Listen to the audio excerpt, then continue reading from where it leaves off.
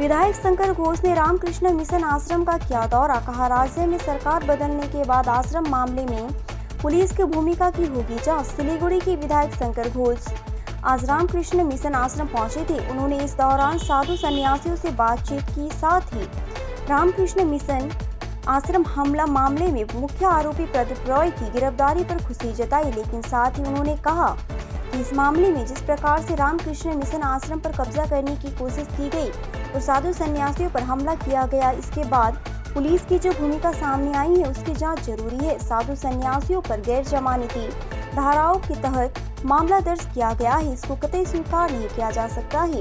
शुरुआत में पुलिस ने एक तरह से इस मामले में अपराधियों का सहयोग किया था, तो राज्य में सरकार बदलने के बाद ऐसे पुलिस वालों की भूमिका की जांच कराई जाएगी।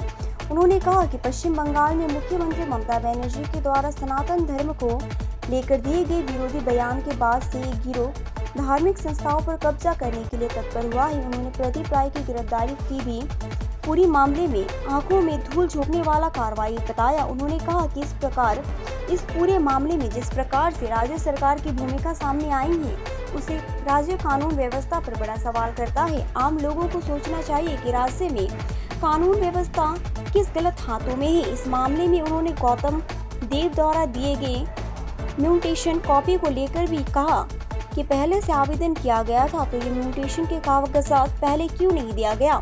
उन्होंने कहा कि प्रदीप राय जैसे लोग बिना शासक दल से सर पर हाथ नहीं होने पर ऐसे दुस्साहसिक कार्रवाई नहीं कर सकते हैं। ऐसे में अगर सरकार बदलती है तो पूरी मामले की जांच कराई जाएगी। एकदम এবং তার পাশাপাশি শুধু এইটুকু বলবো যে পুলিশ এর সাথে দেখুন দুর্বৃত্তরা যা খুশি করতে পারে, কিন্তু পুলিশ এদেরকে সহযোগিতা করেছে। চেয়ারে বসে অশোক স্তম্ভ লাগিয়ে যে পুলিশ রামকৃষ্ণ মিশনের জমি দখলে সহযোগিতা করেছে, আশ্রমিক সন্ন্যাসীদেরকে নন বেলেবল কেস দিয়েছে, তাদের বিরুদ্ধে অবশ্যই আইনগত তদন্ত হবে। ঘটনাটা উনি বললেন ওনারা উচ্চ মার্গের মানুষ, ফলে আমি শুধু এইটুকু বলবো ব্যথিত উনি, কষ্ট উনি ভীষণভাবে পেয়েছেন।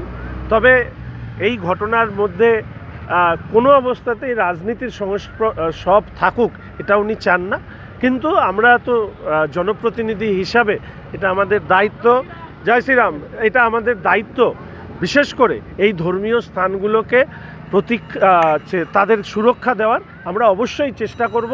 আইনের মধ্যে দিয়েই এই ধরনের ধর্মীয় স্থানের প্রতি যাতে আর কোনো ধরনের এই অত্যাচার এই সাধু সন্ন্যাসীদের সর্বত্যাগী মানুষদেরকে যাতে সহ্য না করতে হয় তার জন্য অবশ্যই সচেষ্ট থাকবে।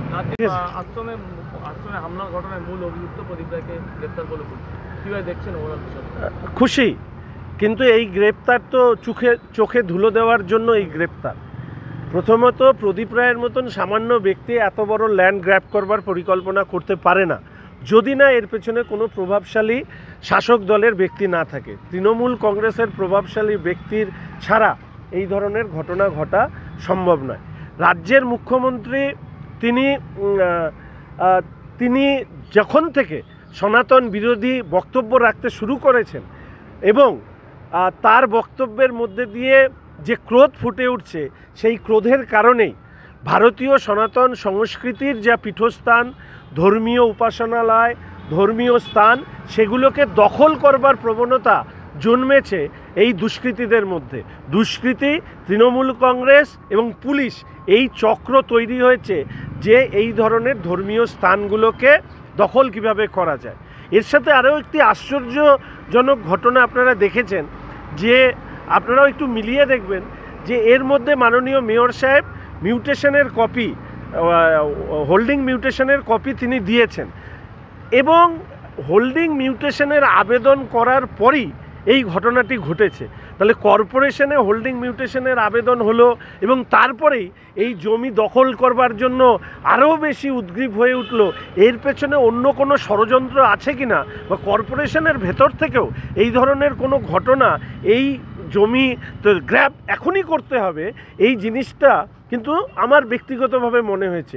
এবং এর মাঝখানে এই জমি দখল করবার জন্য সেখানে বাইরের থেকে লোক নিয়ে এসে ঢুকিয়ে দেওয়া, পজেশন নেওয়ার চেষ্টা, এই প্রত্যেকটি ঘটনাতে এটাই প্রমাণিত হচ্ছে যে এটা খুব দুর্ভাগ্যজনক যে আইন খারাপ লোকদের হাতে রয়েছে।